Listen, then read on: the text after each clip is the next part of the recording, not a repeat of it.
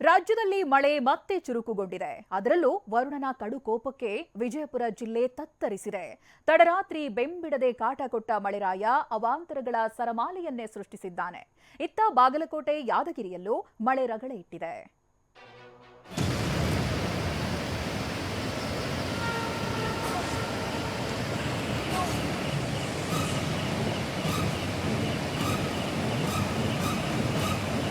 ಕಣ್ಣಾಯಿಸಿದಷ್ಟು ದೂರ ನೀರು, ಕಂಡಲ್ಲೆಲ್ಲ ಅವಾಂತರ. ರೈತರ ಬೆಳೆಗಳೆಲ್ಲ ಮರೆಯಾಗಿವೆ. ವಾಹನ ರಸ್ತೆಗಳೆಲ್ಲ ಜಲಾವೃತಗೊಂಡಿವೆ. ಎಡಬಿಡದೆ ಘೇಳಿಟ್ಟ ವರುಣಾರ್ಭಟಕ್ಕೆ ವಿಜಯಪುರ ಜಿಲ್ಲೆ ನಡುಗಿ ಹೋಗಿದೆ.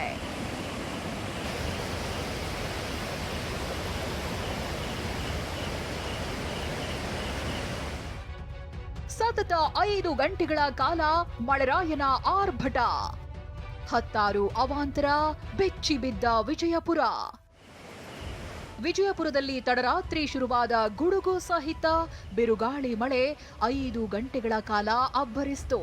ಇದರಿಂದ ವಿಜಯಪುರದ ಭಗವಾನ್ ಕಾಲೋನಿ, ರಹೀಂ ನಗರ, ಶಾಲಿನಗರ, ಪ್ರೈಮ್ ನಗರ, ಕನ್ನಾನ್ ನಗರ, ನೆಹರು ನಗರ, ಕೆಸಿ ಮಾರುಕಟ್ಟೆ ರಸ್ತೆ ಮಳೆ ನೀರಿಂದ ದ್ವೀಪದಂತಾಗಿದ್ರೆ ಬ್ಯಾಂಕರ್ಸ್ ಕಾಲೋನಿ ಜಲಾವೃತವಾಗಿತ್ತು.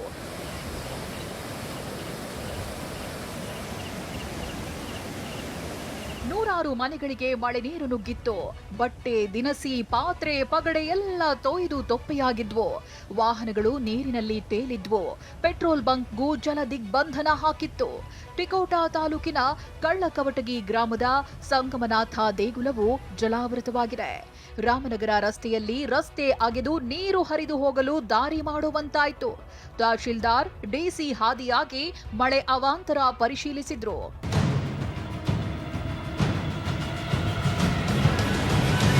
ವಿಜಯಪುರ ನಗರದ ಹಲವಾರು ನಗರ ಮತ್ತು ಬಡಾವಣೆಗಳಲ್ಲಿ ನೀರು ನುಗ್ಗಿದ ಕಾರಣ ಜನರಿಗೆ ಸಂಕಷ್ಟ ಬಂದೊದಗಿದೆ. ಸದ್ಯ ನಾವು ವಿಜಯಪುರ ನಗರದ ಏನು ಪ್ರೈಮ್ ಕಾಲನಿಯಲ್ಲಿದ್ದೀವಿ. ಇಲ್ಲಿ ನೋಡ್ಬೋದು ಯಾವ ರೀತಿಯಾಗಿ ಮಳೆಯ ನೀರು ಇಡೀ ಪ್ರದೇಶವನ್ನು ಆವರಿಸಿದೆ ಅಂತ ನಾವು ನಿಮಗೆ ತೋರಿಸ್ತಾ ಹೋಗ್ತೀವಿ. ಇದು ಪ್ರೈಮ್ ಕಾಲನಿ ಇರ್ಬೋದು, ಮುಜಾವರ್ ಕಾಲನಿ ಇರ್ಬೋದು, ರಹೀಂ ನಗರ್ ಇರ್ಬೋದು, ಇನ್ನಿತರ ಸೇರಿದಂತೆ 10 ಕಾಲನಿ ಬಡಾವಣೆಗಳಲ್ಲಿ ಈ ಮಳೆಯ ನೀರು ಅವಾಂತರವನ್ನೇ ಸೃಷ್ಟಿ ಮಾಡಿದೆ.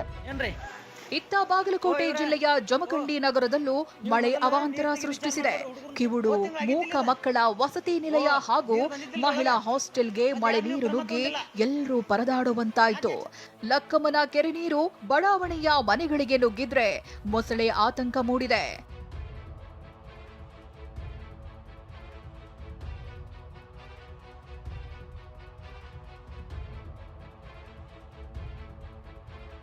ಧಾರವಾಡ ಜಿಲ್ಲೆ ನವಲಗುಂದದಲ್ಲೂ ಮಳೆಯಿಂದ 2 ಹಳ್ಳಗಳ ನೀರು ನುಗ್ಗಿ ಶಾಲೆಗೆ ದಿಗ್ಬಂಧನ ಬಿದ್ದಿತ್ತು. 2 ಹಳ್ಳಗಳ ನಡುವೆ ಶಾಲೆ ಇದ್ದಿದ್ರಿಂದ ಬೇರೆಡೆ ಹೋಗಲಾಗದೆ ಮಕ್ಕಳು ಪರದಾಡಿದ್ರು. ನೀರು ಕಡಿಮೆಯಾದಾಗ ಟ್ರಾಕ್ಟರ್ ಮೂಲಕ ಮಕ್ಕಳು, ಶಿಕ್ಷಕರು ಹಳ್ಳ ದಾಟಿದ್ರು. ಯಾದಗಿರಿಯ ಭೀಮಾ ನದಿ ತೀರದಲ್ಲಿ ಬೆಳೆಗಳು ಸಂಪೂರ್ಣ ಜಲಾವೃತವಾಗಿವೆ. ವಡಗೇರ ತಾಲೂಕಿನ ಜೋಳದಡಗಿ ಗ್ರಾಮದಲ್ಲಿ ಭತ್ತದ ಬೆಳೆ ನೀರಿನಲ್ಲಿ ಮುಳುಗಿದೆ. ಹೊಸಹಳ್ಳಿಯಲ್ಲಿ ಸಿಡಿಲು ಬಡಿದು 11 ಕುರಿಗಳು ಬಲಿಯಾಗಿವೆ. Bureau report, TV9.